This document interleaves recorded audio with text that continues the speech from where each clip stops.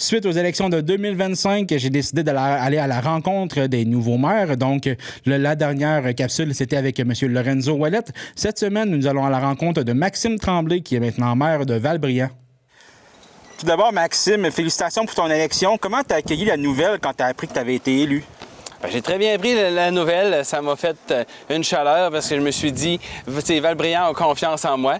Surtout si j'ai pas eu d'opposition. Fait que j'ai dit bravo, allons-y. Je suis rendu là. Ça faisait 4 ans que j'étais maire suppléant. Fait que ça, dans le fond, c'est un nouveau défi qui s'annonce pour moi. Puis je le prends avec gratitude que la population m'a offert.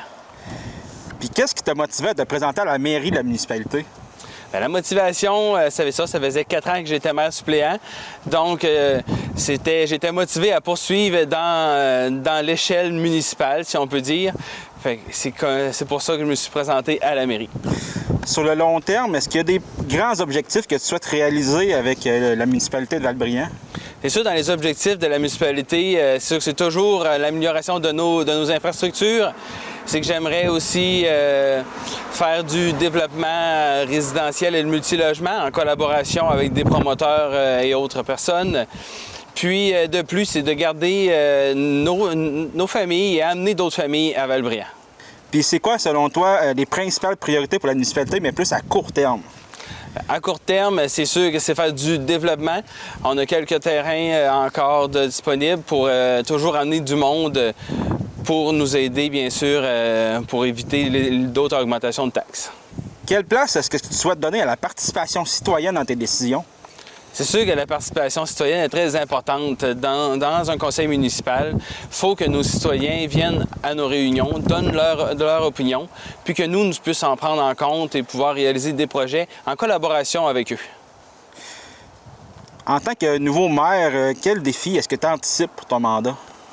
Le défi, c'est sûr, c'est toujours un défi qu'on a, c'est de garder notre population, garder nos personnes âgées dans nos villages, puis toujours améliorer les infrastructures pour donner des activités à faire à notre monde et garder notre village attrayant.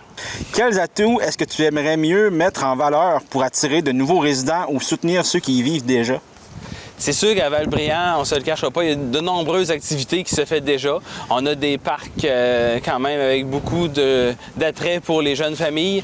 On a quand même quelques infrastructures pour nos jeunes. On a du tennis, on a une patinoire, on a quand même un skatepark, on a une maison des jeunes qui est très valorisée avec une grande achalandage. De mener les acquis que nous avons déjà, puis continuer à développer dans ce sens. Quel message est-ce que tu aimerais passer, dans le fond, à tes citoyens aujourd'hui? C'est une bonne question, mais le message que j'aimerais passer à mes citoyens, c'est que le conseil est là pour vous et pour vous écouter. Nous allons être transparents dans toutes nos actions et ne pas se gêner. Nous sommes à l'écoute de vous pour les prochaines années. Si on se reparle d'ici la fin de ton mandat, qu'est-ce que tu aimerais pouvoir dire que tu as accompli?